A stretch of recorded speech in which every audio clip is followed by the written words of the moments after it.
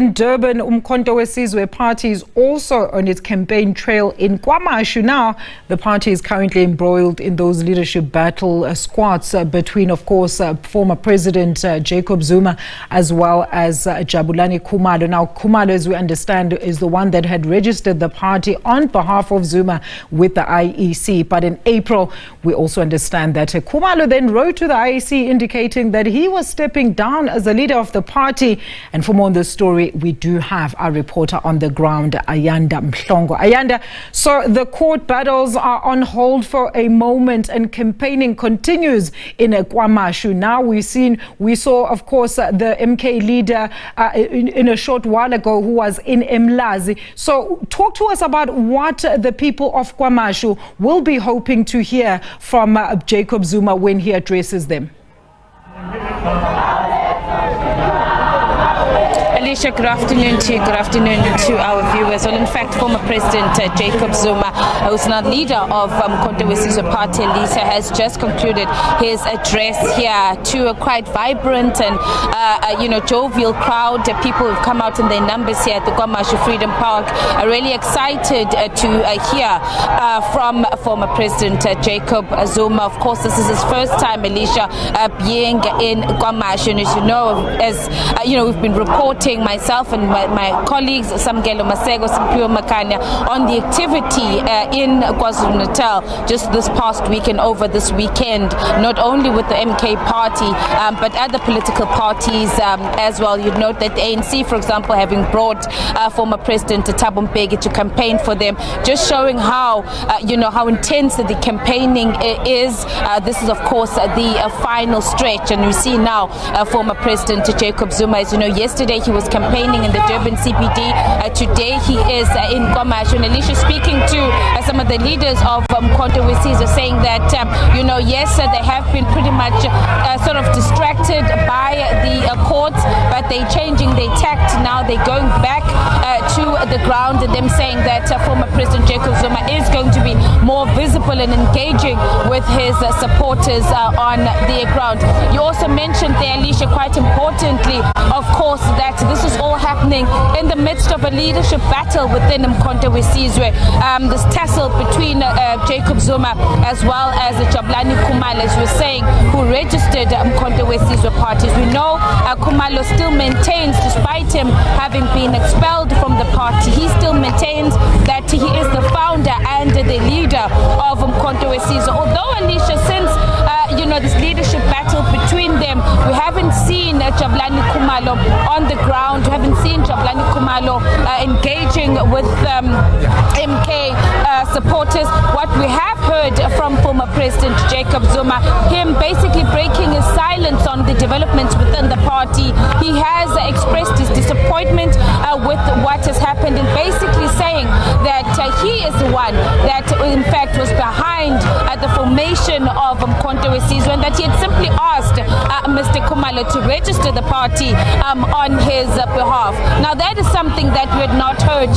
Remember, Alicia, from the time that former President Jacob Zuma in December announced that he was going to be backing Umkhonto WeSizwe, he simply said that he is supporting Umkhonto WeSizwe, that he's backing Umkhonto WeSizwe because he's unhappy with the current leadership of the ANC. But yesterday, he is now saying, admitting that he is in fact the one that is behind the formation of Umkhonto WeSizwe.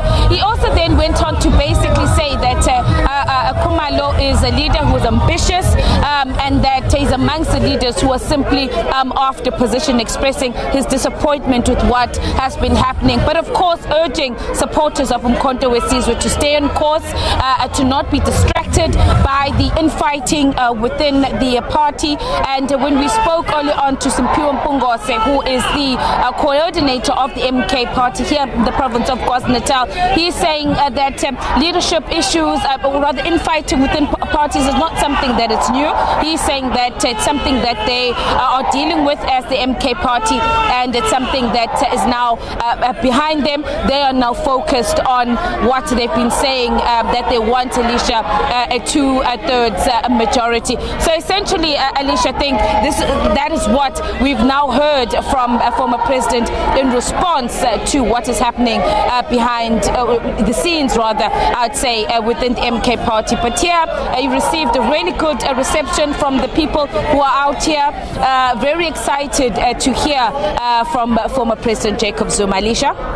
Very interesting to note as well, Ayanda, is, of course, we know that another former ANC president, I mean, this is an interesting aspect. Thabo Mbeki was just in KwaMashu. He's now heading to where Jacob Zuma was in Umlazi. We know KwaMashu, a former ANC stronghold, but of course those service delivery issues have now, of course, and the IFP in the area, in the province as well, also joining that Moonshot Pact, meaning that the votes in KwaMashu are basically up for grabs.